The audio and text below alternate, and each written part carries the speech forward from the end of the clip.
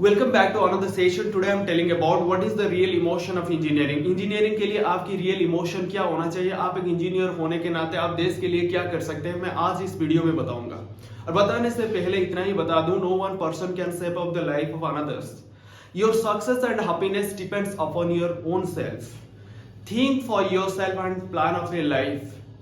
सो देखिए, मैं आज आपको बताऊंगा आप एक इंजीनियर होने के नाते आप क्या कर सकते हैं। मेरा मानना ये होता है, engineer are the innovators because they have the sharpen mindset to sort out the societal problem. आप ही समाज की कल्याण कर सकते हैं। आप एक इंजीनियर हो तो आप देश के लिए सब कुछ कर सकते हैं। सो इसीलिए मैं आपको बताता हूं आप क्या कर सकते हैं।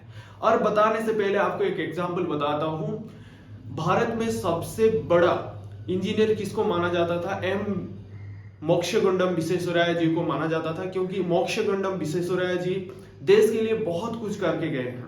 और मोक्षगुंडम विश्वेश्वरैया जी ने एक सिविल इंजीनियर होने के नाते भारत में सारे कुछ करके गए हैं। और जो किसान होते हैं, किसान के लिए जो वाटर प्लान भी करके गए हैं। और किसान कैसे, जो बंजर जमीन होता है वो खेती कैसे कर सकते हैं, वो एक इंजीनियर होने के नाते इतना ही रिस्पॉन्सिबिलिटी उन लोगों के पास था।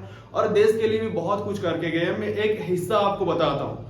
जब मोक्षगुंडम विश्वेश्वरैया जी उस समय लंदन में जाते थे, और लंदन में जाते वक्त एक ट्रेन में सफर कर रहे थे। और ट्रेन में क्या थे, एक बगी में 3 विदेशी थे और मोक्षगुंडम विश्वेश्वरैया जी थे।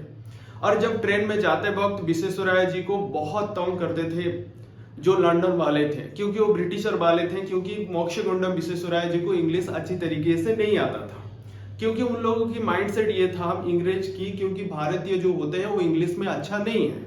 और ऐसे चलता गया। और मोक्षगुंडम जी आंखें बंद करके क्या किसके ऊपर फोकस करते थे? जो ट्रेन की पटरी के ऊपर जो ट्रेन चल रहा था उसके ऊपर फोकस करते थे। और इंग्रेज क्या कह रहे हैं उसके ऊपर फोकस नहीं था, क्योंकि मोक्षगुंडम विश्वेश्वरैया जी ऐसे फोकस करते गए और एकांतचित में ट्रेन की पटरी और ट्रेन की साउंड के ऊपर फोकस करते थे।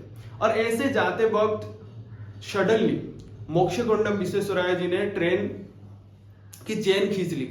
और जो अंग्रेज थे वो आश्चर्यचकित हो गए, क्यों वो ट्रेन की चेन क्यों खींच लिए। और जब टीटी आया और जो ऑफिसर आए, मोक्षगुंडम जी को बताया आप क्यों चेन को खींच लिए। मोक्षगुंडम जी बताया स्टॉप द ट्रेन। 300 मीटर के आगे ट्रेन की पटरी ऑलरेडी टूट चुका है। और हम लोग इस ट्रेन में 500 से ज्यादा यात्री सफर कर रहे हैं, क्योंकि आगे बढ़ेंगे तो ट्रेन एक बहुत बड़ी एक्सीडेंट में फंस जाएगा। सो इस वजह से 300 मीटर दूरी पर देखते हैं ट्रेन की पटरी ऑलरेडी टूट चुका है। जो